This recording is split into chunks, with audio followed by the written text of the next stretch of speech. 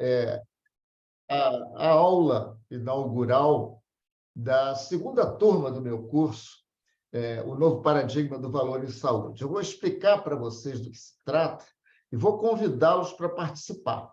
Mas vou começar aqui dizendo que vocês podem colocar comentários no chat e a coisa correndo como eu espero, lá para o final, a gente não vai ter muito mais de uma hora de conversa aqui, talvez passe um pouco, enfim, mas nós teremos algum tempo também para conversarmos um pouquinho a partir das perguntas de vocês.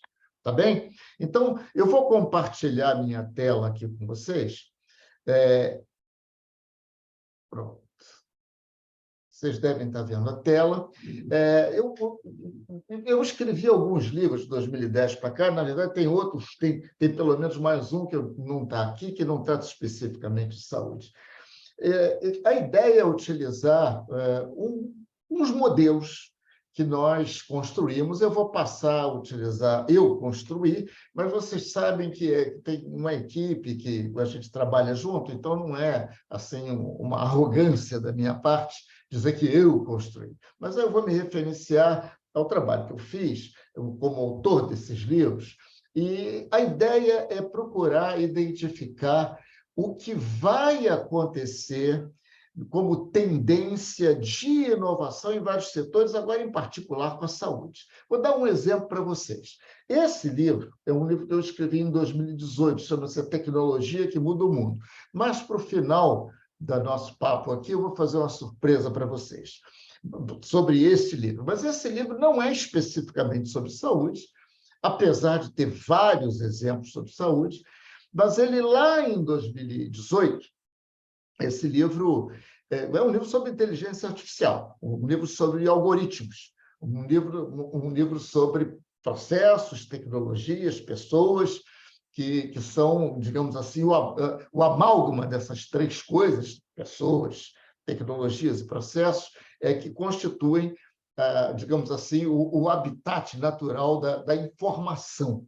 E essa é a ideia desse livro. Nesse livro, lá atrás, então, tem 5 anos, eu falei de algoritmos de inteligência artificial, expliquei o fundamento físico disso que nós entendemos por informação, né? E mostrei que era inevitável o aparecimento de algoritmos que iriam influenciar profundamente o mundo do trabalho. E esse é um trechinho do livro.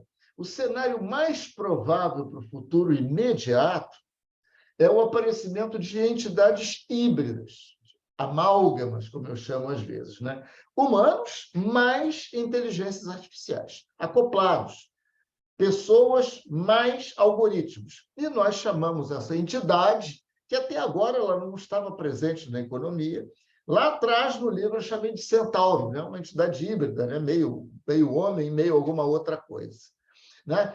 E eu disse, no livro, eu chutaria que serão comuns centauros em 15 anos. Eu estava lá escrevendo em 2018. Eles já estão aí. É impossível que os algoritmos de inteligência artificial não façam parte do trabalho profissional de ninguém daqui para frente. Então, é esse tipo de previsão que a gente faz, baseado nos modelos de inovação que usamos, num certo ferramental, numa metodologia, e é ele que eu tenho utilizado para falar da saúde, é ele o tema do meu curso. Então, não este livro, mas aquele conjunto de livros que eu mostrei, e que nos vai permitir tratar com profundidade do cenário que está se desenrolando em saúde, que é importante para os profissionais do setor e para as instituições também. Isso não vai ter jeito de não acontecer. A gente evita ficar dizendo vai acontecer em tanto tempo, em 2 anos, em 3 anos, em 4 anos. Isso não é o importante. Mas o importante é que vai acontecer. Então, o meu curso é baseado nessa ideia de fundo, de que é possível estabelecer os contornos de coisas que virão, e ele está dividido em 5 módulos. Né? Então, primeiro é um diagnóstico do que está acontecendo na saúde, o sistema de saúde, e aqui estou me referindo especificamente ao saúde suplementar no Brasil, saúde privada, apesar dessa problemática sobre a qual vamos falar aqui, ela é um problema global. Isso não é especificamente brasileiro, não. Tá? É claro que aqui nós estamos vivendo uma situação especificamente dramática, porque os nossos modelos público-privado, eles não se encaixam mais. Eu vou falar mais do sistema privado, onde eu me considero com mais legitimidade para falar, onde o meu modelo, a nossa modelagem é mais aplicada, mas guardem que isso que nós vamos ver é, global, é um problema global. 2, ele vai ser mais referenciado à realidade brasileira, porque é isso que nos interessa mais. Então, a primeira coisa é estabelecer esse contexto, o que está acontecendo. Eu afirmo com todas as letras que o sistema de saúde está em colapso, ele não tem saída, ele não tem mais possibilidade de conserto, de remendo, como tem sido feito historicamente. Depois nós vamos ver o módulo seguinte, cada módulo tem 4 aulas de 1 hora. O que vai acontecer? Porque vai ter que acontecer. Não tem jeito de ficar como está, alguma outra coisa vai substituir o que nós temos. Como é que vai ser essa nova arquitetura de serviços? Né? A gente já pode discernir os contornos dela. E a essência da medicina vai passar de uma ciência de clínicos, de médicos, de prestadores, de hospitais, etc., para uma prática centrada em ciência de dados. Essa é uma mudança, a mudança, é isso que vai alterar, já está alterando, tá? Isso não é mais novidade para ninguém, mas de que vai ser, como é que vamos caracterizar essa ciência de dados? O que a gente pode aprender hoje sobre ela? Depois vamos falar de habilidades que não são ensinadas nas escolas, nem de gestão, nem de medicina, nem coisa nenhuma, que vão ser necessárias para os profissionais, para as empresas. E o último módulo é um ferramental prático para quem quer começar agora nas suas organizações a exercitar esse tipo de habilidade da qual a gente tem falado. Então, o que eu gosto de começar mostrando, criando assim uma moldura para entendermos, vamos ficar aqui no quadro da saúde suplementar mesmo, que é mais fácil, saúde privada, é mais imediato, né? Nós temos vários agentes, vários players, como gosto de dizer.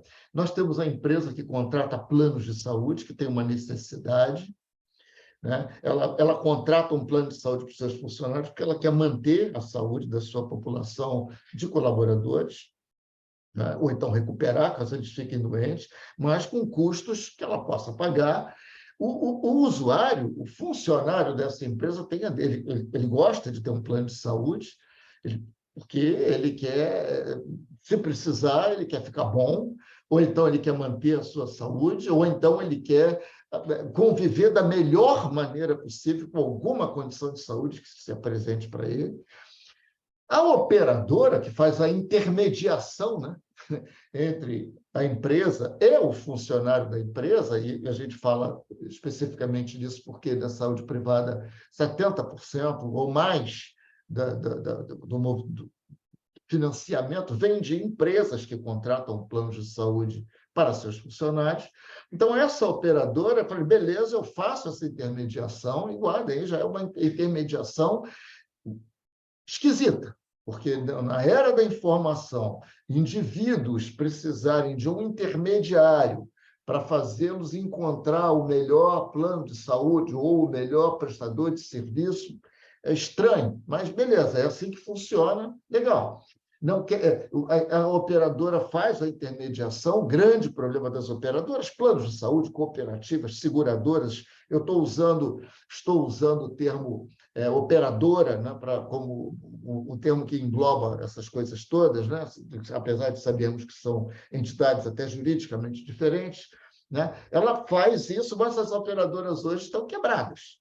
Falando bom português aqui, como é o nosso estilo, o prejuízo global aí dessa turma no ano passado foi de mais de 10 bilhões de reais, e há uma pressão muito grande por reajustes, por reconfigurações comerciais que possam dar jeito nisso. Então, é um quadro complicadíssimo, que muitos acham que não é mais reversível, pode ser que haja alguma acomodação, mas o principal não é isso, se é reversível ou não. O principal é que não há jeito de estruturalmente essas peças todas se encaixarem, essas que eu estou mostrando, e todos esses agentes se sentirem atendidos pelo sistema, tá? De uma maneira adequada. O sistema hoje é um sistema que, para alguém ganhar, alguém tem que perder. Ele não gera valor compartilhado, como dissemos. Bom, tem os prestadores de serviço, hospitais, né, laboratórios, médicos de consultório, empresas diagnósticas. Ela presta serviço para as operadoras, presta serviço para... Ela entra na rede das operadoras, mas ela quer receber.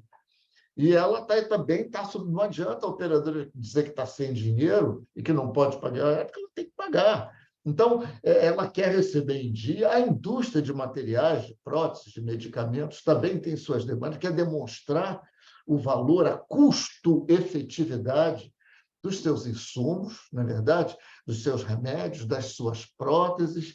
Isso tudo cria uma dificuldade tremenda. Esse sistema ele não para em pé. Ele não para em pé porque não há uma linguagem comum, não há nada que alinhe os interesses de todas essas partes. E eu não coloquei uma série de outros players, de agentes, que estão no sistema de saúde, como a agência reguladora, por exemplo, que tem um papel fundamental aí, como o Poder Judiciário, que influencia nesse jogo também, como as entidades de classe da saúde, enfim, tem uma série de outros agentes. Mas a afirmação central é: essa turma não se entende. E não se entende porque falte boa vontade, ou porque sejam pessoas que não têm espírito público, não é nada disso. Não se entende porque o sistema está montado de uma maneira que não é possível atender aos interesses de todo mundo. A culpa disso não interessa a gente buscar, o termo culpa é um termo ruim, a gente não é questão de culpa, é questão de contingência histórica, vamos dizer. Ao longo da história, uma série de remendos foram sendo colocados no sistema, e ele hoje é uma colcha de retalhos, sem consistência, é uma estrutura que não tem como ser consertada, na nossa opinião, na minha opinião particular, e isso desembocou em 3 crises que são comuns a sistemas de saúde do mundo inteiro. A primeira é o que a gente chama de uma crise de valor. A crise de valor é simplesmente a crise do valor. É o seguinte: a gente tem que pagar cada vez mais, quem paga tem que pagar cada vez mais para obter ou a mesma coisa ou menos do que tinha anteriormente. Há, então, um processo que a gente chama de destruição de valor no sistema, né? O sistema de saúde não cria valor, ele destrói valor. Destruir valor significa pagar cada vez mais ou para não sair do lugar ou para andar para trás, que é o que provavelmente vai acontecer já nesse ano, né? A gente, cada vez mais o cuidado vai ser negado, vai ser restrito, porque as pessoas não vão conseguir pagar os preços que serão demandados, etc. Essa é a crise do valor. Existe uma outra crise paralela a essa, imbricada com essa, que a gente chama de crise de evidência. A crise de evidência é a constatação pura e simples de que a prática médica, aí não estou falando mais de operadoras, do macro sistema da saúde, eu estou falando da prática médica. A prática médica não incorpora, não usa a melhor evidência que existe no tratamento das doenças, das condições médicas, tá? Então, se gasta hoje no mundo talvez algo em torno de 400 bilhões de dólares de pesquisa, desenvolvimento, em busca de desenvolvimento de procedimentos, de terapêuticas, de remédios, enfim, de soluções para os problemas de saúde. Há um avanço no entendimento de uma série de condições de saúde, Mas isso daí não é utilizado na prática, no dia a dia, porque ou não consegue ser incorporado porque é muito caro, ou por desconhecimento, por uma série de razões. No fundo, é porque não há mecanismos que façam com que o conhecimento médico incorpore melhor evidência na prática clínica. Então, isso é uma outra crise que rola e está ligada à outra. E a terceira crise, que nós chamamos de a crise do propósito. Prestadores de serviço, médicos, não a saúde é campeã mundial de burnout. É incrível. Médicos entrando em colapso, não estou falando de médicos, mas me refiro a prestadores, a profissionais do setor de saúde, né? Enfermeiros, terapeutas, enfim, mas o médico é central nisso. Por quê? Porque o propósito que o levou a escolher essa profissão algum dia, ele não está sendo cumprido, ele não está sendo posto em prática. Não pode, porque aquele sistema que a gente mostrou, ele não deixa. É uma engrenagem que impede o exercício da boa prática médica. É simples assim. Então, essas três crises levam à necessidade da gente tentar entender o que virá e o que se deve, a proposta mais consistente e aquela que está sendo adotada de uma maneira mais visível, ainda em estado piloto, não há ainda nenhum país, nem nenhuma organização que esteja 100% alinhado com as diretrizes, os mandamentos da saúde com base em valor, que é o que vai resolver as outras coisas, mas é a tendência que vai se instaurar.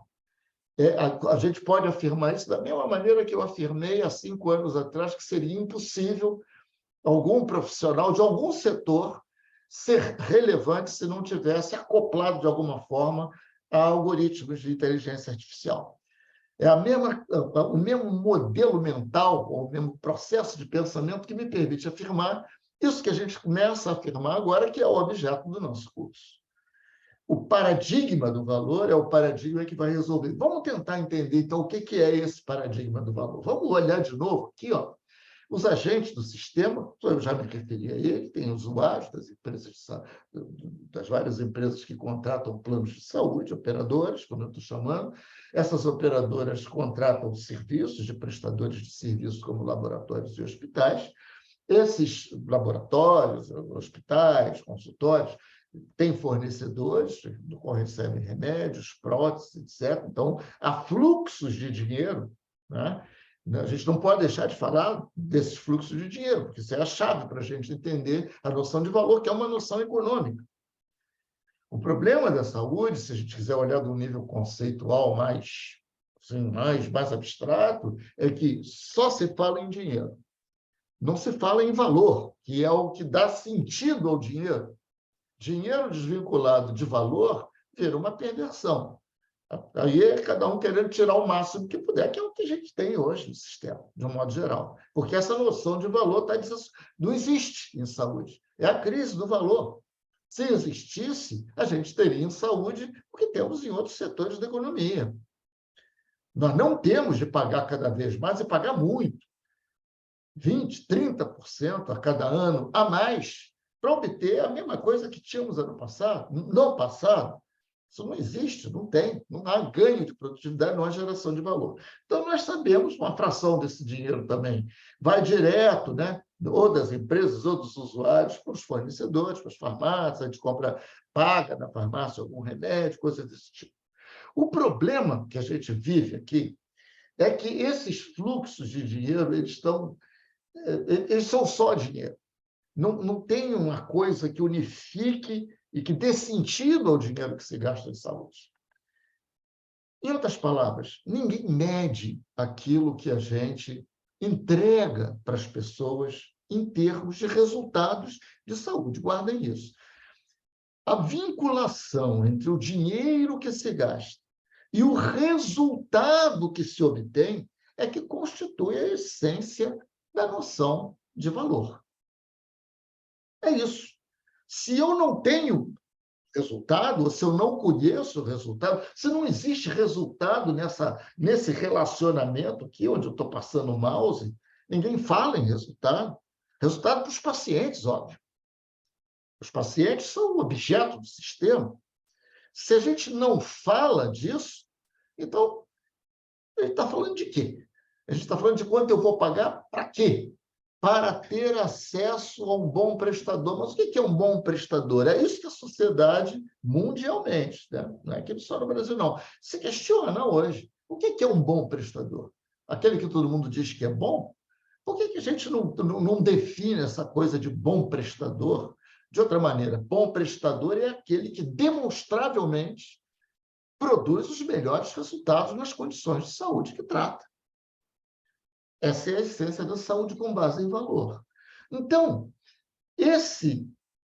essa ideia de como é que eu vou pagar pela assistência médica, ela é uma pergunta errada.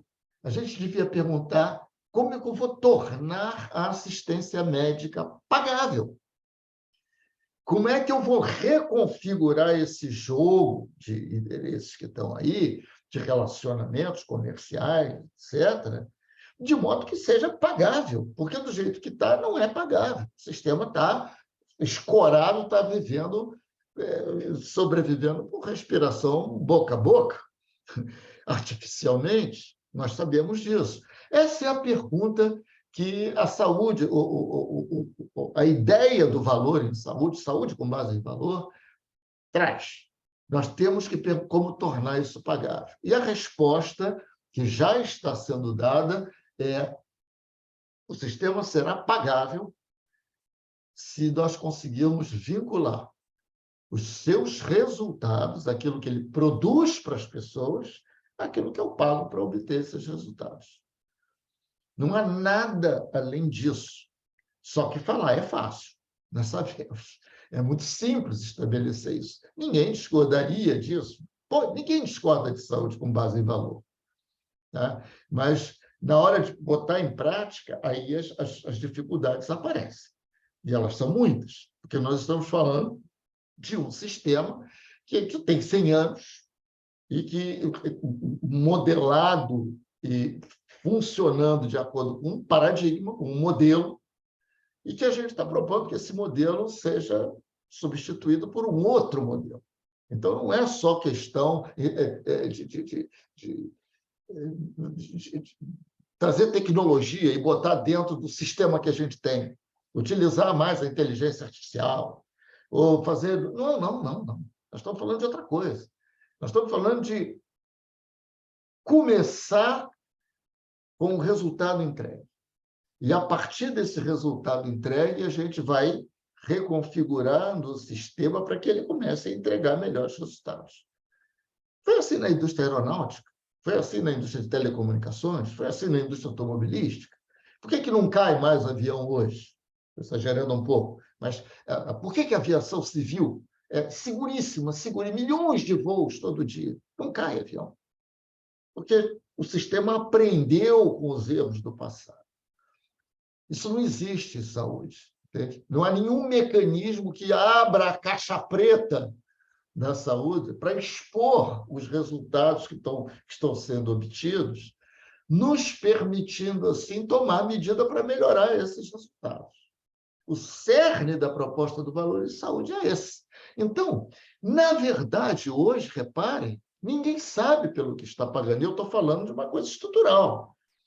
Vamos deixar de lado, e vocês verão isso no curso, aqueles que me derem o prazer de se matricular, que não se trata de sair procurando quem é culpado, quem não é, quem é isso, quem é aquilo. Isso é infantil, isso não é a coisa.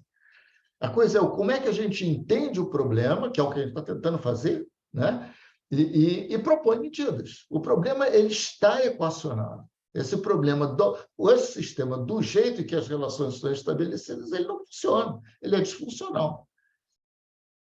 E aí, o que a gente pode fazer? Vamos começar a introduzir as práticas, as diretrizes da saúde com base em valor, que é o quê? Simplesmente relacionar aquilo que eu gasto com o resultado que eu obtenho. Não é nada de novo na economia, é ausente em saúde.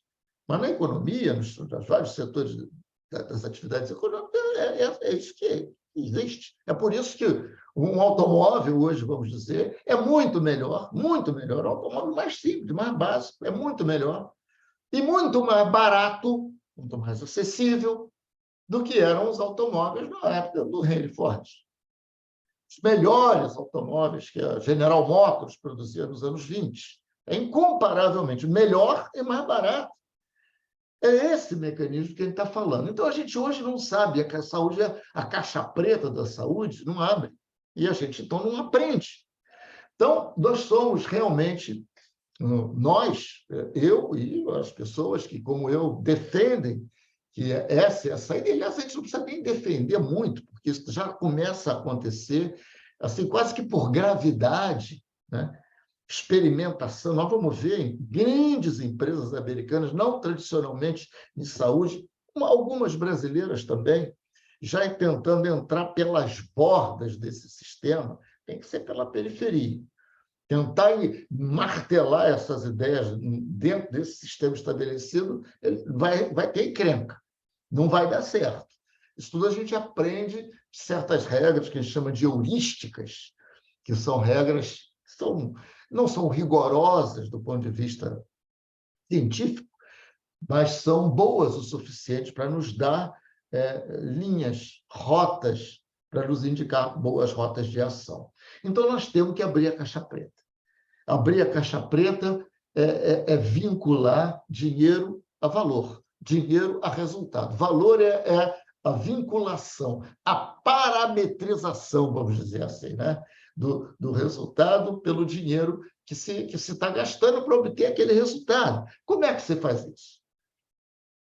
Tá? É claro que eu estou passando por alto aqui, isso é o tema do nosso curso. Nós vamos ter muito material, nós vamos ter referências que a gente vai dar. O curso está numa plataforma chamada Hotmart, que é muito, muito boa, muito amigável para se baixar coisa, tem vários vídeos, tem referência. Periodicamente, nós vamos, a cada 4 aulas, periodicamente não, a cada 4 aulas, nós vamos ter sessões ao vivo, então, para não ficar só com aula gravada. Então, está sendo muito bacana, essa já é a segunda turma, e nós vamos continuar nessa linha, abrindo turmas. À medida que a gente vai chegando num número razoável de pessoas, a gente encerra uma turma e começa a outra. Essa já é a segunda, a primeira começou dia 24 de maio, portanto, faz 2 meses. E essa aqui agora está sendo a segunda turma. Mas por que não pode acontecer em saúde o que acontece em outros setores? Vamos deixar o preconceito de lado, né?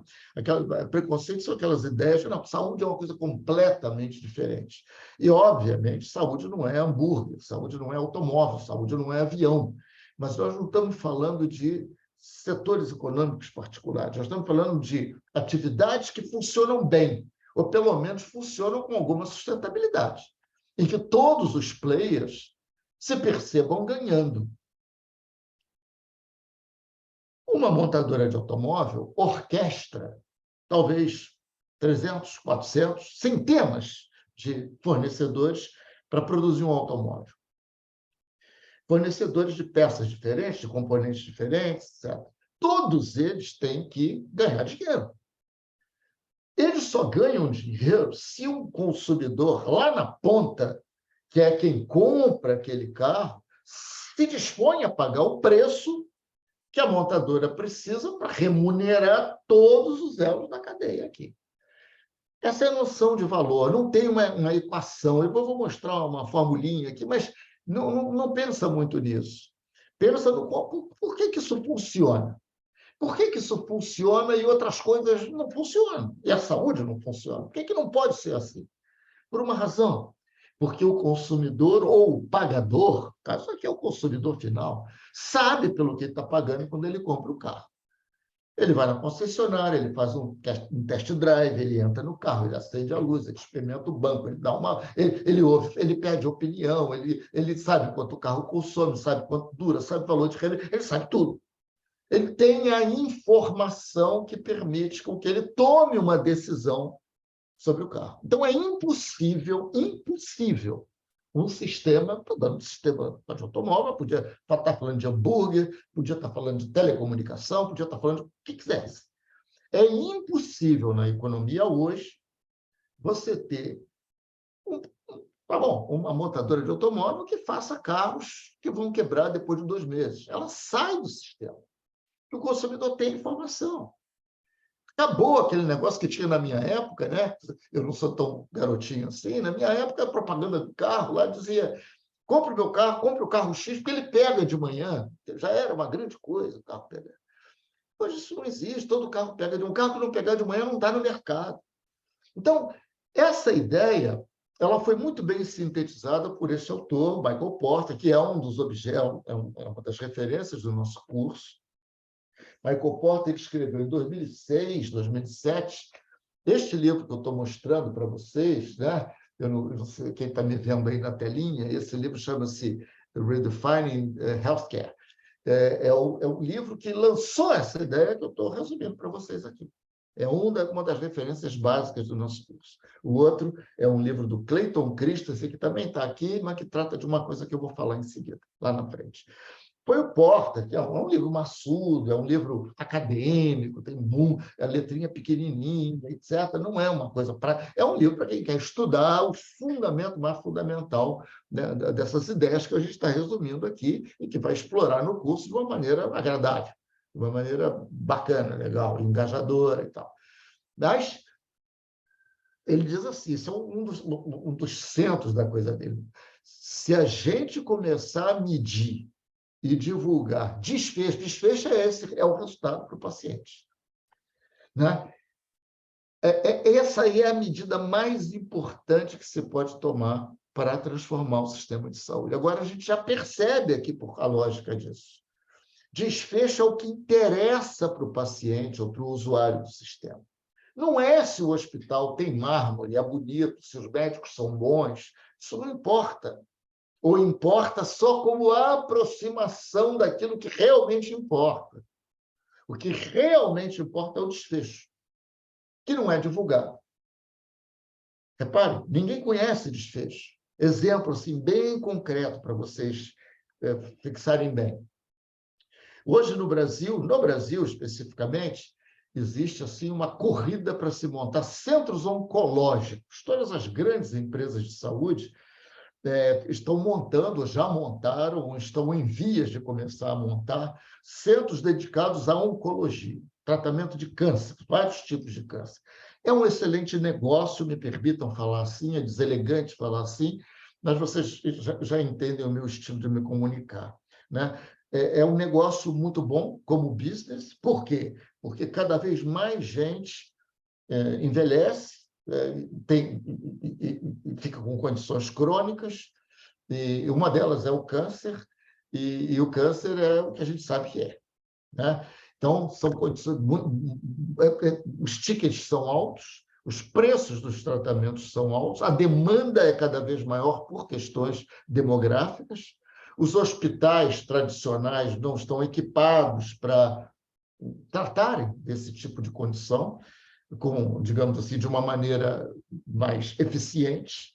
Elas geralmente só quando já há um diagnóstico que eles já começam a fazer alguma coisa, e aí a intervenção para remover tumor ou alguma coisa. Então, esses centros oncológicos, são vários, todo mundo tem, todo mundo dos grandes da saúde, todos estão metidos nisso.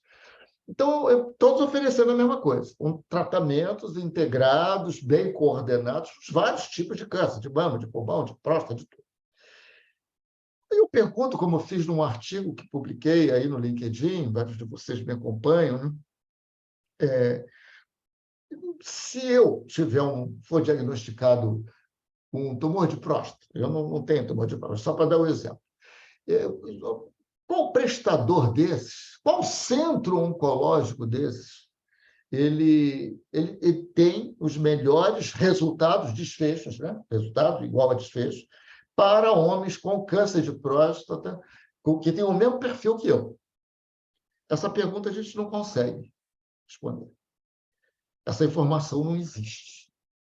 É isso que está no centro do descalabro que a gente vive. Nós pagamos, então a gente vai se basear na recomendação de um amigo, olha ali, é muito bom. A gente vai se referenciar a uma aproximação da informação necessária, da informação real, que olha, ali tem médicos muito bons, Ali tem aparelhos muito bons, lá eles são muito sérios, lá o equipamento é muito bom. Mas eu sei, isso é tudo ótimo, mas isso tudo é meio. Eu quero saber onde é que tem o melhor índice de sobrevivência para mim. Se todos se descobrir essa informação, que, aliás, essa não é tão difícil, mas e onde é que e a sequela? Onde é que estão as linhas de tratamento de câncer de próstata em que os pacientes, depois da prostatectomia, que é o procedimento que remove o tumor, eles se recuperam mais rapidamente? Eles recuperam a funcionalidade sexual, eles deixam de ter incontinência urinária. Onde é que estão esses? A gente não sabe. Esses desfechos não são medidos. E aí está. O cenário da saúde, então, que a gente vislumbra, que vai acontecer, um cenário que vai ser dominado pela tecnologia.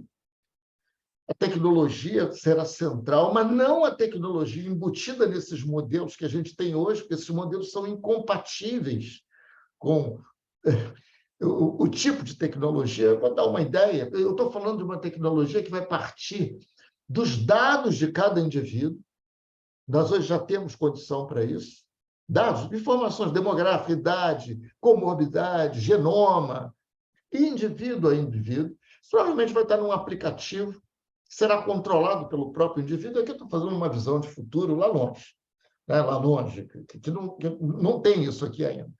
Né? Mas não vai ser a primeira coisa que vai acontecer, mas esse é um ideal, digamos assim, do que aconteceria se a saúde operasse como a indústria automobilística. Olha a provocação. Como os ecossistemas de produção de automóvel, ou com a indústria de telecomunicações, de aviação, ou qualquer outra. Né? Os dados do usuário, esse usuário teria uma interface, né, um aplicativo que ele se relacionaria, e ele forneceria dados, o dado é dele, para aplicativos que ajudariam a gerenciar a sua doença, manutenção do bem-estar, ferramenta de pesquisa, aplicativo de redes sociais. Ele disporia os seus dados para que outras empresas pudessem utilizar os dados da coleção de indivíduos para propor soluções de bem-estar, de saúde, ajudá-lo a gerenciar as doenças que ele possa vir a ter.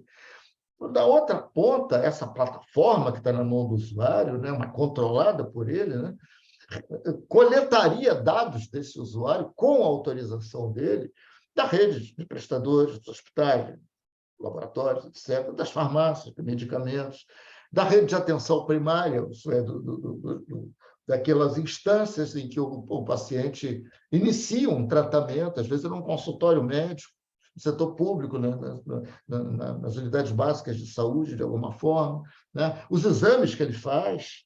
Exame é uma fonte de informação estupenda sobre dados clínicos das pessoas, que as pessoas têm, né? O sistema de pagamentos, etc. Então, a tecnologia vai entrar firme nisso aí. Tá? Então, esse é um quadro idealizado de coisas que já estão, pedaços dessa coisa, a gente já identifica hoje no sistema de saúde brasileiro, da saúde privada. Principalmente nas startups, mas não só, como nós vamos ver. Isso muda a prática médica. Os médicos não serão mais... Os médicos não aprendem essas coisas. Eles têm uma concepção de medicina que está ficando fora de moda. O médico tende a ser... Esse médico que nós idealizamos, né? Esse estereótipo, né? Ele está ficando comoditizado.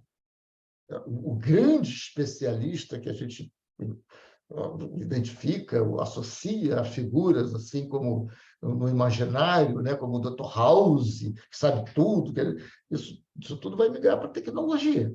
Não há como não migrar. Né? O que nós estamos vendo é a evolução da prática médica, que não tem mais jeito. Não tem nada que possa impedi-la. Então, eu estou mostrando aqui o processo histórico de 100 anos para cá, mais ou menos, 100 e poucos anos, a medicina lá no início do século XX, o conhecimento médico, né? estava na cabeça do médico, o que era regulado, o que era certificado, o centro da credibilidade do cuidado estava no médico, era a figura do médico, não era a instituição, era o médico. Isso migra com o tempo, passa para processos, à medida que vai se acumulando melhores práticas, por exemplo, que vão sendo trocadas entre os profissionais de saúde. Com o tempo, a ênfase sai da figura do profissional, migra para processos de trabalho, né? Sem com isso significar que a figura do profissional deixa de ser importante. Ele está aí, como está aí até hoje. Mas o que nós estamos vendo hoje é a migração da ênfase no cuidado médico para o desfecho.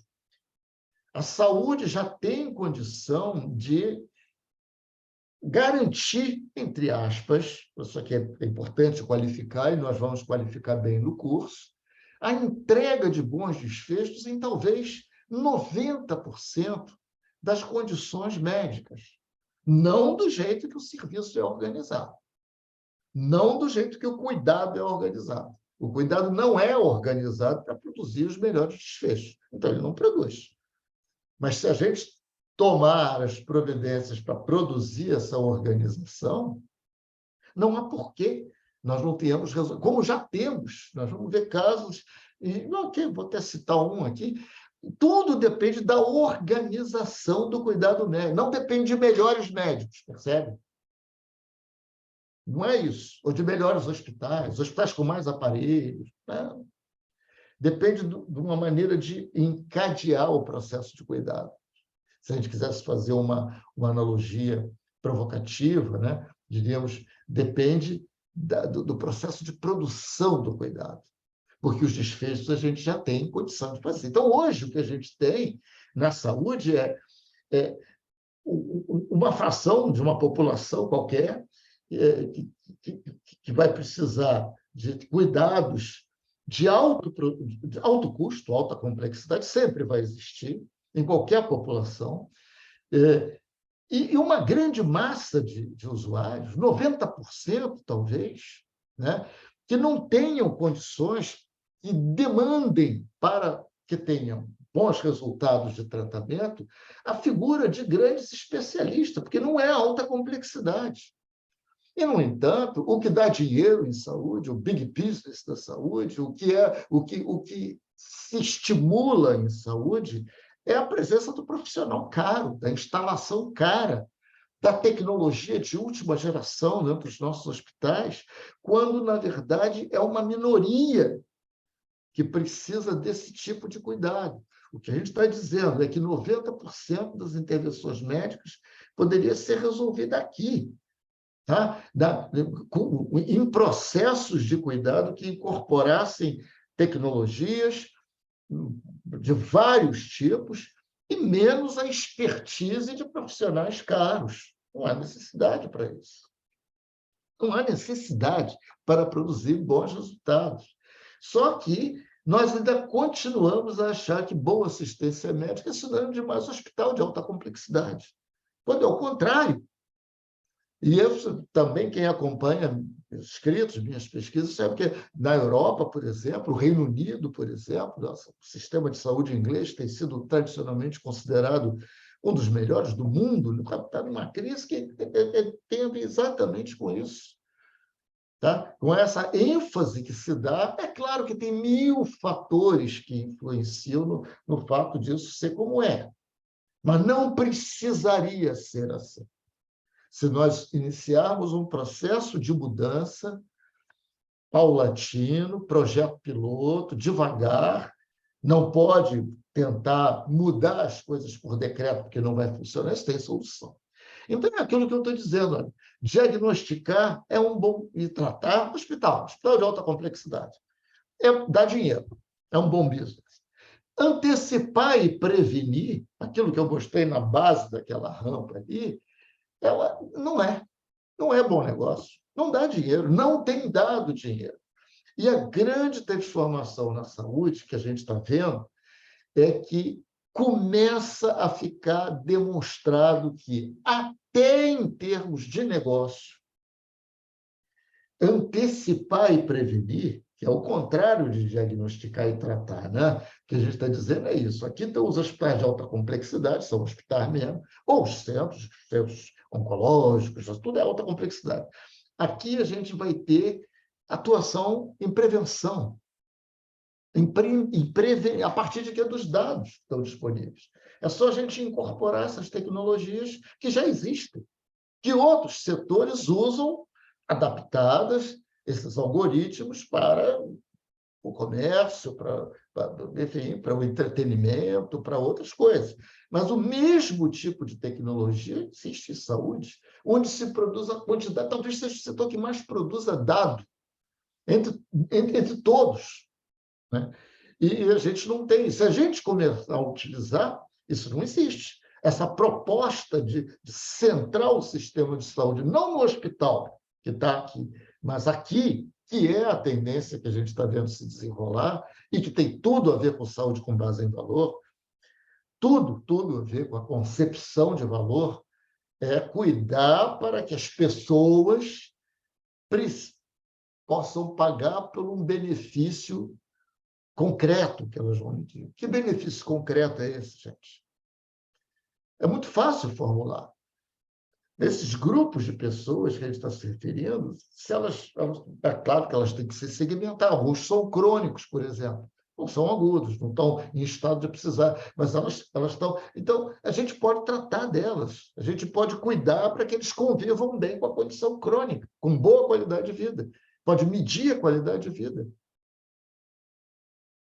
E não permitir que elas fiquem soltas, sem cuidado, sem atenção médica e acabem tendo de vir aqui para cima, que é se internar numa UTI ou num hospital para sofrer uma intervenção cara que desestabiliza o sistema todo. Isso não existe hoje, né? Então, essa ideia de que o processo e essa representação de processo aqui é para isso. Então, vamos nos aproximar aqui para o fim da nossa conversa, né? Então, o que nós estamos vendo hoje? Vamos colocar o cenário brasileiro e, no finalzinho dessa tela, eu mostro para vocês o que está acontecendo até fora do Brasil, né? Nessa mesma figura. Então, nós temos duas concepções, né? Uma concepção cujo foco é no diagnóstico e no tratamento. O plano de saúde tradicional é esse foco. O hospital tradicional, a rede hospitalar, é focada em diagnosticar e tratar. A própria cabeça do paciente, do usuário do plano de saúde, aquela pessoa que tem plano de saúde, o que ela quer é essencialmente um seguro, para que, se ela ficar doente, ela tenha um bom tratamento num bom hospital. Ponto. Mas não se deixem iludir. Isso está mudando. Isso já está mudando. Esses millennials, essas novas gerações, que estão saindo dos planos de saúde tradicionais, estão saindo neste momento, tá? Elas já têm uma concepção: eu não vou ficar pagando por uma coisa muito distante de mim. Aí os planos de saúde agora surgem com a proposta de criar planos mais simples, sem internação, por exemplo. Internação é aqui, né? É aqui no topo, né? Para que esses jovens continuem no plano, não saiam do plano. Mas não vai dar certo. Eu não vou elaborar isso aqui. Isso não vai salvar os planos de saúde, né? Então, nós temos... E aí fica aí a expectativa, o suspense para o curso, que a gente vai ver melhor. Então, tem um polo de empresas ali.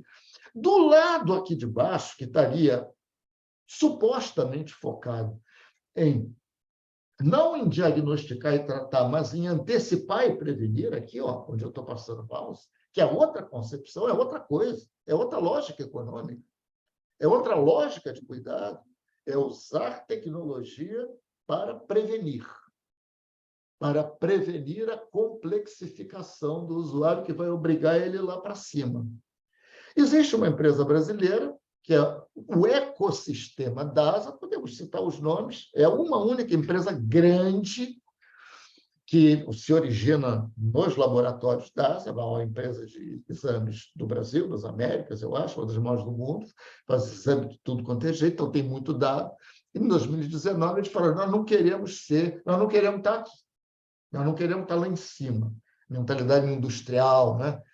volume, não. Nós queremos cada paciente, através dos dados que a gente tem, direcionar cada paciente para o cuidado que ele precisa. Na hora que isso apareceu em 2019, eles chamaram isso de criar um ecossistema, né, baseado na informação, porque eles têm informação via os exames dele. Eles têm também hospitais, eles têm outras estruturas, por exemplo, essa rede ímpar aqui é do DASA. É do DASA, então é o hospital clássico, que é aqui, ganha dinheiro diagnosticando e tratando. Mas a ambição do DASA é virar um ecossistema desse. A gente não sabe quão bem eles estão indo nessa proposta, que, como eu disse, já tem 4 anos, foi feita em 2019, foi pública, tem entrevista dos acionistas explicando e tal. A gente aplaude isso. É uma empresa grande. Estou dizendo que é grande porque só empresa grande tem dinheiro, tem capacidade de produzir uma mudança substancial nesse quadro de uma maneira, digamos assim, mais expedita, mais rápida. As outras são empresas menores, são startups, já vou mostrar, são várias, que também querem basear sua concepção nesta lógica de antecipar e prevenir, mas elas são pequenas, elas não têm capacidade de investimento para crescer rapidamente, ou, enfim, para machucar essa concepção de cuidado que a gente está vendo que existe, que maltrata o médico, que é ruim para o paciente, porque vai ficando cada vez mais inacessível, que gera a crise do valor, a crise da evidência, a crise do propósito, é a responsável pelo burnout, pelo menos no setor privado. Isso tudo muda se a gente inverter o eixo. A gente inverter não é simplesmente adaptar o que a gente tem, é mudar. E agora o interessante é que começa a aparecer, e eu escrevi sobre isso ontem no meu LinkedIn, é um post que foi postado ontem, quer dizer, dia 26 de julho, a Amazon está querendo entrar nisso. Está querendo? Não, já entrou. Aqui nessa, não quer saber de hospital, quer saber de dado. Eles são bons de dados. Tecnologia e processo, eles sabem. Faz um pedido, eles entregam. Eles estão comprando empresas que estão ali na base da pirâmide. Mais do que isso, mais interessante que isso, 2 grandes empresas de saúde, a Amazon não é empresa de saúde, mas essas 2 aqui, Kaiser Permanente e Geisinger, se juntaram, são colossos de saúde. A Kaiser é uma empresa americana, é a empresa que se conhece que está mais próxima dessa concepção de valor que a gente defende. E os resultados dela são espetaculares, muito bons. Está no topo da qualidade e do custo. Porque boa qualidade custa menos. Em todo lugar. A saúde não seria diferente. Boa qualidade significa fazer as coisas direito para o paciente não precisar voltar para internar a internação, que é cara. Então, ela já mostra isso há muitos anos. Ela tem um problema, ela é uma empresa californiana, essencialmente, mas agora ela comprou uma outra empresa, chamada Geisinger, que é também verticalizada. A proposta deles é escalar, é sair da Califórnia, onde a Kaiser sempre teve, né, sua base, e servir de modelo para o sistema de saúde americano. Elas se juntaram, as 2 juntas têm 180 anos, 185 anos de experiência acumulada. São fortes, são parrudas, sabem fazer medicina, mas são empresas de medicina, de saúde. A Amazon não. A Amazon é o que a gente sabe que é. Além da Amazon, apareceu uma rede famosíssima de farmácias, de medicamentos, que entrou também, eu também quero atuar aqui. Também apareceu o Walmart, onde se diz varejista. O que essa gente tem? Capacidade em dados e em processos.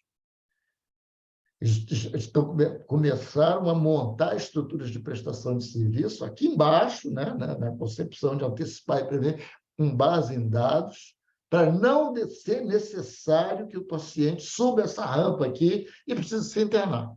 No Brasil, há uma série de startups, health techs, empresas pequenas ainda, que têm a mesma proposta. Elas querem vir para cá, elas não querem ir para lá, mas elas estão, digamos, ainda em estado muito embrionário para poder representar uma opção viável para a massa de consumidores.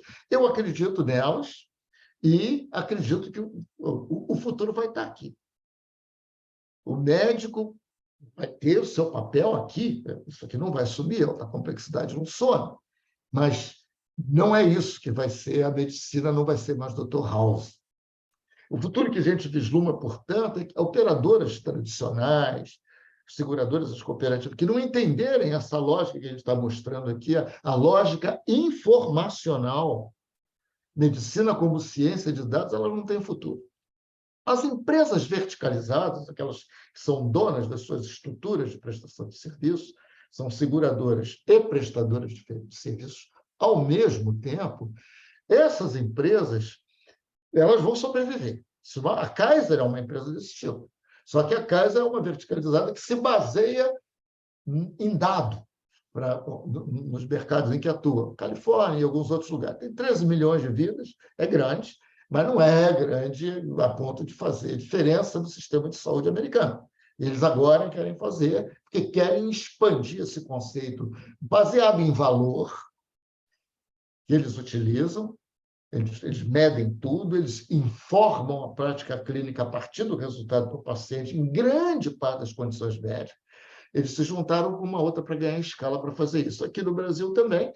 Agora, a gente vê que essas plataformas digitais é onde a gente nota uma Amazon, ou talvez um Walmart, ou talvez um NASA, ou talvez alguma dessas aqui onde esteja passando o mouse, se fizerem direito, elas vão ganhar esse jogo. Elas vão dominar, porque elas se baseiam em informação sobre o usuário, portanto, elas podem gerenciar resultados para esses usuários, um a um, como eu mostrei naquela plataforma, naquela figura, coisa que os outros não podem.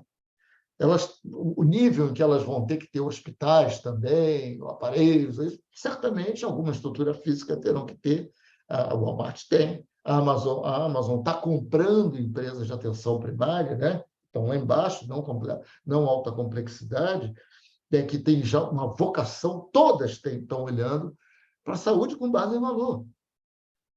Todas estão olhando para... Eu não posso falar só de dinheiro, eu tenho que falar de dinheiro vinculado a um resultado que eu vou fornecer para quem me contratar.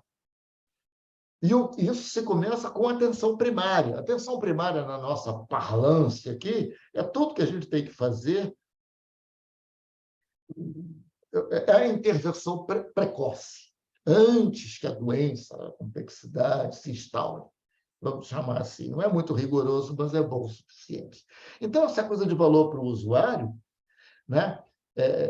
São os desfechos, é aquilo que eu falei, não é uma fórmula matemática, o benefício que a gente obtém, o benefício concreto na qualidade de vida da gente, vinculado aos custos, né? Para obter esses benefícios. Isso que é saúde com base em valor. É essa transformação que a saúde vai passar.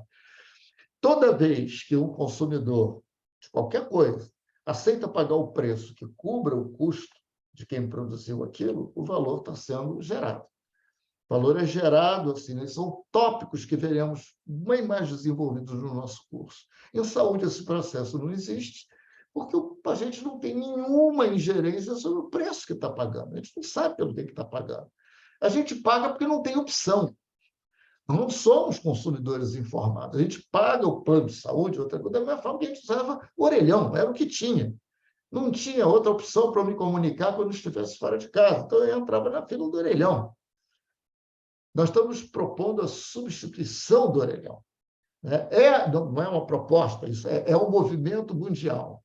Né? Então, hoje, a gente tem uma intervenção médica, um paciente, uma pessoa, alguém. A gente sabe quanto custa aquilo, porque o prestador cobra da operadora. Né? Então, a operadora que está pagando, ela depois vai cobrar a empresa que a contratou. Né? Mas a gente sabe quanto custa. Mas a gente não sabe o resultado daquela intervenção. Então, a gente paga por cirurgia. Fez uma cirurgia, é tanto. Fez não sei o que, é tanto. Foi uma consulta, é tanto. Mas o que gerou aquilo para a qualidade de vida da pessoa? Isso eu não sei. Então, a gente não tem como utilizar essa relação, porque a gente não conhece o desfecho. O grande movimento, então, é partir do desfecho. Começar a medir o desfecho. as várias condições médicas, para os vários segmentos de usuários, né? E demonstrar resultado para cada segmento desse.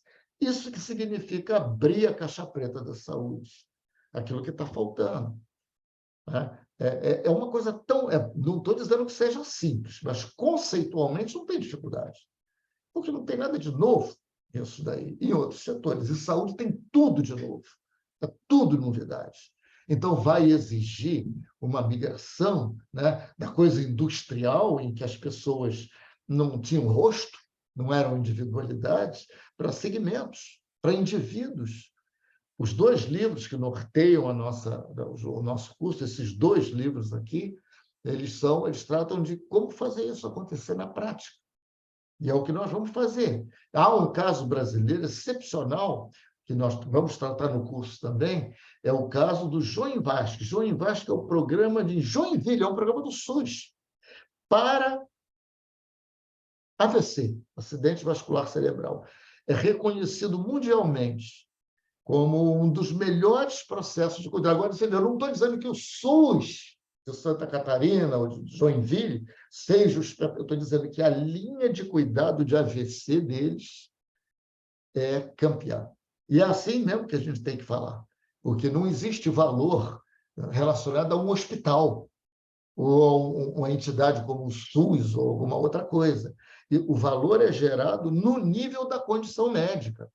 O valor é gerado para AVC, para câncer de próstata, para câncer de mama, para problema de coluna, para as várias condições médicas. Então, os resultados que eles obtiveram estão aqui. Ganharam prêmio internacional, são consultores internacionais, estão treinando gente fora do Brasil.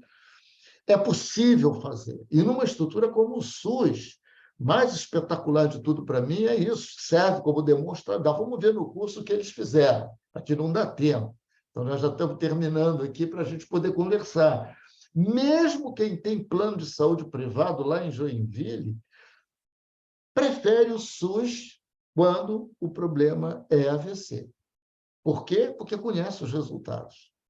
Quando a gente conhece os resultados, a gente escolhe com muito mais desenvoltura, com muito mais, enfim, maturidade, mais legitimidade. A gente pode decidir. Mesmo quem tem plano de saúde prefere SUS de Joinville quando o diagnóstico é AVC.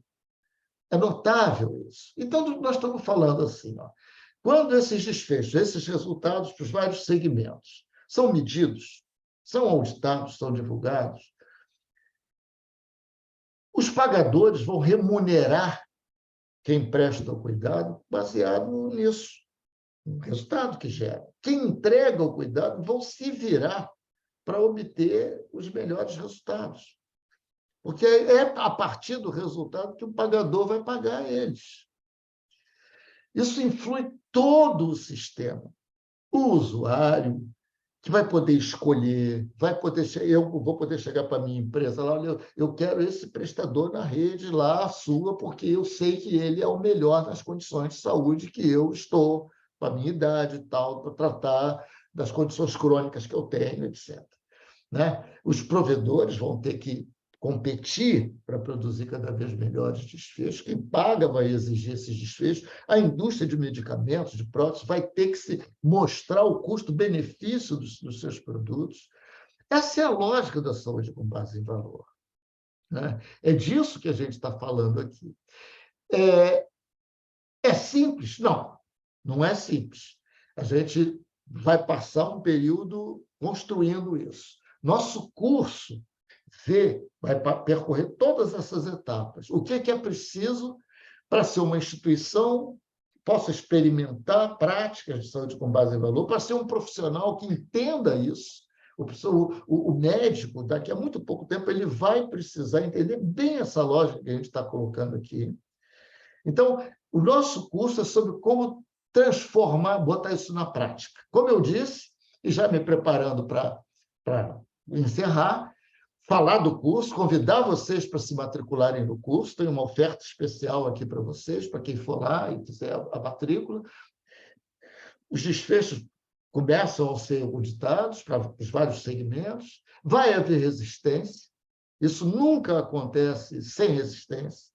Você dizer que não pode, que é isso, que é aquilo, mas vai acabar havendo reconhecimento e os preços vão cair e a qualidade vai aumentar em saúde, se nós formos sérios com relação a isso. Portanto, minha gente, olha, eu já vou entrar para conversar um pouquinho com alguns de vocês que estão colocando questões, mas o nosso curso, então, é sobre isso.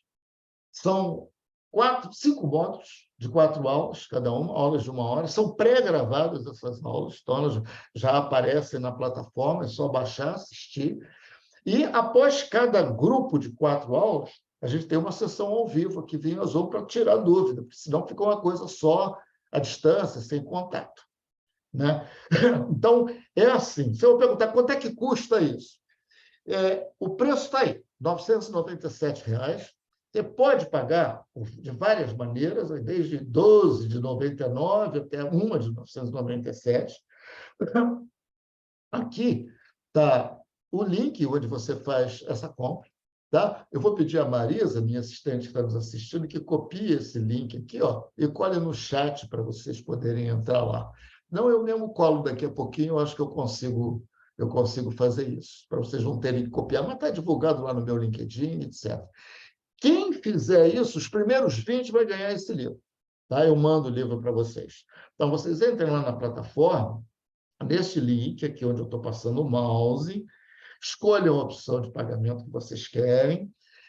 Eu vou receber, imediatamente a gente recebe um comunicado. Fulano tal se matriculou. Aí a gente vai te mandar um e-mail dizendo, olha, o seu livro está seguindo.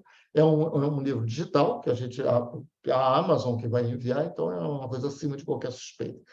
Os primeiros 20 vão ganhar esse livro.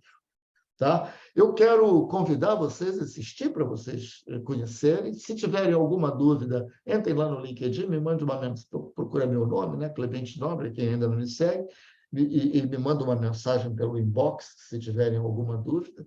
Eu estou lá e vai ser um prazer conversar com vocês. Então, enfatizando, o preço total é esse, condições de pagamento aqui, link aqui, ó, e uma oferta para os primeiros 20 que se inscreverem, vão receber o meu livro de 2018, em que eu previ o que está acontecendo agora. Eu falei, em 2018, eu disse, em 15 anos isso vai ser comum, mas vai ser em muito menos tempo. Os centavos estão aí. Então, pessoal, deixa eu abrir aqui o chat para poder dar uma olhada. Quem já fez a matrícula já ganhou, já está aqui, ó. Tem um depoimento da Carol, que já é aluna da primeira turma. Muito bem, Carolina, pode me cobrar, nem precisa nem me cobrar. Nós vamos mandar o livro para você. Está aqui, ó. Eu estou colocando o link aqui. Quem está no chat está vendo, para não precisar copiar, aí está o link, tá? Então, muito obrigado, Carolina. Foi uma boa intervenção aqui. A Carolina já é aluna da primeira turma, está falando bem do curso, então, beleza. Seu livro está garantido, Carol. Professor, muito boa aula, como sempre, parabéns, muito obrigado. O vídeo vai estar disponível também para vocês. Vamos ver essa outra aqui. Deixa eu aumentar isso aqui, que eu não estou vendo direito. Deixa eu começar com os primeiros aqui, né? Não, boa noite, tudo bem? Os modelos de linguagem, o Vladimir, né? Os modelos de linguagem natural aproximam as pessoas da tecnologia que antes era restrita a poucos. É verdade, o Vladimir é um grande amigo, um profundo conhecedor do sistema de saúde suplementar, e ele sempre me acompanha, já foi meu aluno, me deu a honra de ter feito um curso comigo lá atrás, e ele está dando uma informação aqui importante para nós. Né? Um dos custos da saúde, na relação... Isso aí é o Jaime Gil.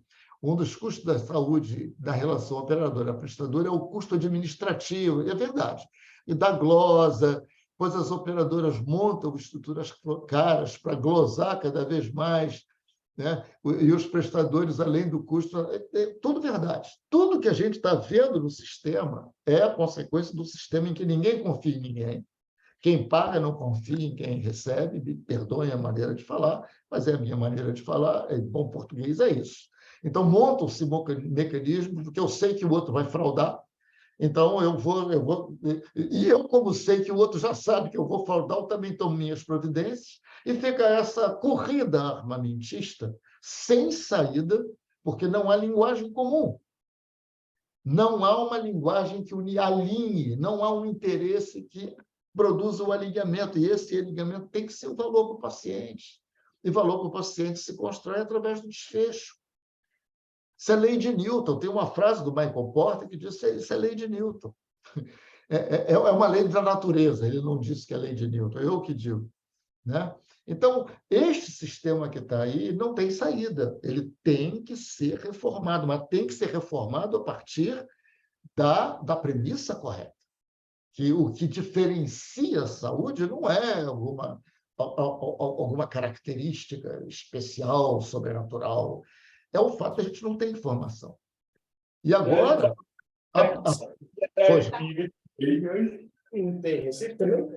Opa! Alô?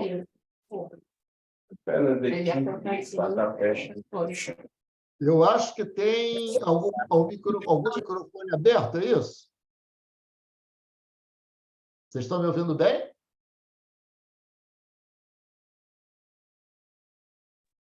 Agora sim, desligaram o microfone.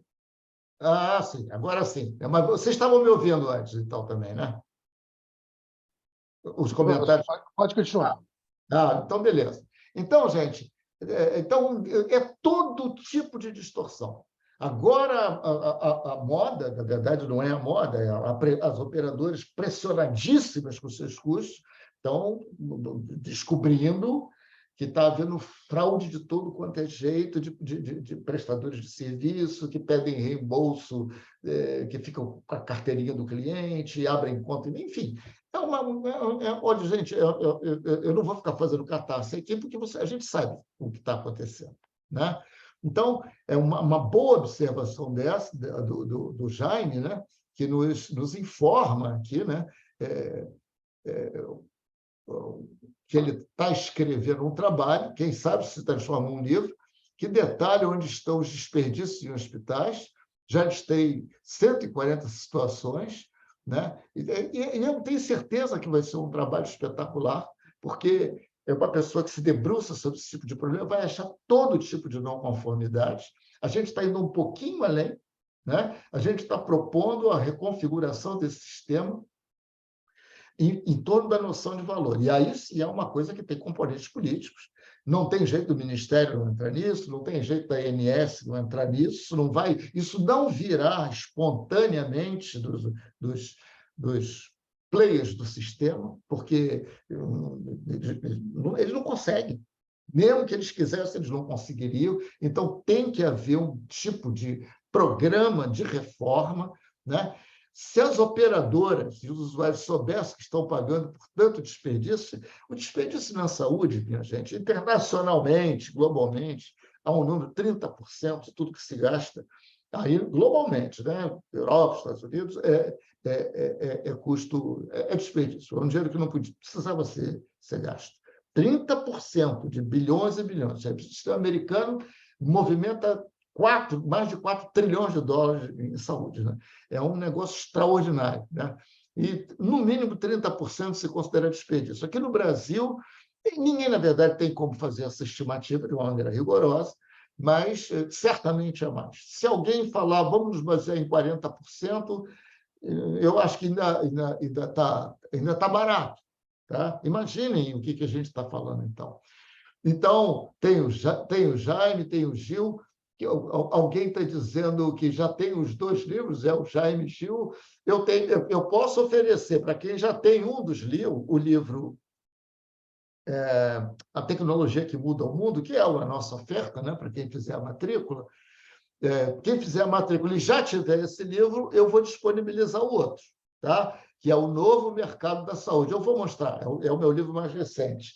Eu estou com ele até aqui, depois eu mostro aqui. Mas vamos disponibilizar em e-book. Não sei se todos estão vendo lá, é esse livro aqui. Então, mas tem que fazer a matrícula. Tiago, de alguma forma, o beneficiário final precisa comprar essa ideia? Essa é uma pergunta muito, muito interessante. Nós vamos ver no curso, né? A pergunta do Tiago, deixa eu botar assim bem claro, é o seguinte: quando você conversa sobre essas coisas, saúde com base em valor, faz sentido, desfecho, medir, informar e tal. Ele escuta, mas o paciente, não, o comprador de plano de saúde não quer isso, não. O comprador de plano de saúde quer um hospital bom, um médico bom, ele não está querendo saber esse negócio, não. E isso pode ser verdade, mas isso é verdade, e é verdade. Não pode ser, não, isso é verdade. Então, isso é um pretexto utilizado para quem não quer inovar. Deixa eu perguntar para vocês. Quando apareceu o automóvel, alguém estava pedindo automóvel? A turma gostava muito daquelas carroças puxadas por burro, cavalo. Quando apareceu as câmeras fotográficas, as pessoas poderem fotografar, tirar suas próprias fotos, alguém estava pedindo aquilo? As pessoas gostavam de ir no fotógrafo e tal. Quando apareceu o autosserviço no supermercado, quando apareceu o caixa eletrônico, quando apareceu a internet, quando apareceu o comércio eletrônico, nada disso, não tinha ninguém pedindo. As pessoas não pedem coisas. As pessoas percebem quando alguma outra coisa tem valor para elas e aí começam a adotar. É assim que é. Não se trata de querer botar na saúde um processo que não existe em nenhum outro lugar. As pessoas não pedem inovação. Ninguém estava pedindo o iPod. As pessoas têm necessidades. O iPod veio resolver um job, como a gente fala, uma tarefa. O iPod, que aliás já nem é mais relevante, porque agora tem o Spotify. Mas, cara, eu quero ouvir música, achar a música. Eu gosto de ouvir música. Eu quero achar na internet essa música. Eu não tinha mecanismo para achar. Achar, baixar, organizar em álbum, em estilo musical, por artista. Achar, baixar, organizar, ouvir e compartilhar. Isso, ele estava tentando resolver isso. Ninguém conseguia. Não tinha uma maneira legal de baixar música. Legal, legalizado. Era tudo pirata. Aí aparece um modelo de prestação de serviço que inclui um aparelho, um hardware, e resolve-se. É isso que a gente está falando que vai acontecer em saúde. Faz as pessoas perceberem o valor e elas vão perceber o valor. O que mais? Vou precisar sair, não tem problema, essa aula fica gravada. Né? O beneficiário, você quer o comentário que eu já estava vendo, né? Parte do problema é a população querer exatamente o que não é o melhor, exato. Mas, como eu estou mostrando, as populações, de um modo geral, elas não são trouxas. Elas, quando percebem que não precisam pagar tanto para ter uma coisa boa, elas correm para aquela outra coisa. Sempre houve reação quando aparecessem os tipos de inovação que eu citei e todos os outros. Então, muito obrigado. Quem já fez a matrícula, Carolina, pode me cobrar, Carolina, pode me mandar um e-mail, eu vou te mandar seu livro, ela está recomendando o curso. Se em uma hora cabem tantas informações, olha a Adriana aí, Adriana, também minha ex-aluna, é muito boa parceira de discussões e de projetos, né? Obrigada pela área, aprendo a cada dia. Quais serão os dias da mentoria ao vivo? A mentoria ao vivo está na plataforma. Tá? Você entrando na plataforma, você vai olhar os dias e os links também são disponibilizados lá. Tá? Então, você tem as 4 blocos de 4 aulas interrompidos por uma sessão ao vivo. A gente distribui um link do Zoom, como que a gente está fazendo hoje, começa a debater os temas que foram tratados na aula. 30%, os outros 30% de fraudes, exato, no mínimo 30%. Em todos os setores, as pessoas estão pagando mais para terem serviços melhores e, ao mesmo tempo, estão pagando menos porque o serviço transformado ficou mais acessível. Então, estão gastando mais. Então, isso é uma maneira de democratizar a saúde, gerar acessibilidade na saúde. Há sinais em saúde que uma Amazon ou um modelo alternativo desses pode dar certo. Por que não? A hora dessa eu vou escrever sobre isso no LinkedIn. Onde é que estão os grandes varejistas brasileiros? Lá, Magazine Luiza, talvez essa turma de Mercado Livre, não sei o quê. Vamos entrar aí, essa turma 3G, né, que são bons ribeirinhos, que estão doidos para mostrar para a sociedade que eles não são tão maus como estão se pintando aí, que eles têm um compromisso. Por que não investe nesse tipo de ideia? É para gente que tem cabeça aberta, que queira fazer, tem lá e que queira ganhar dinheiro também. Hein? Isso aí não é benemerência, não tem nada a ver. As mentorias ficam gravadas também podem ficar gravadas, tá bom? E estou à disposição de vocês, André, elas estão lá. Então, minha gente, eu vou interromper aqui, já são quase 9 horas, nós conversamos bastante. Eu não quero fechar a apresentação, quero fechar aqui. Eu já fechei a apresentação lá. Mais uma vez, eu quero agradecer a todos. Aguardo vocês, né? Entrem lá, mandem e-mail, eu respondo a todo mundo, a gente responde a todo mundo. Tá bom? Deixa mais alguma observação, alguma pergunta que queiram fazer. Eu respondi a todos. Minha gente, então, eu agradeço mais uma vez a vocês o carinho, a presença e até a próxima. Grande abraço.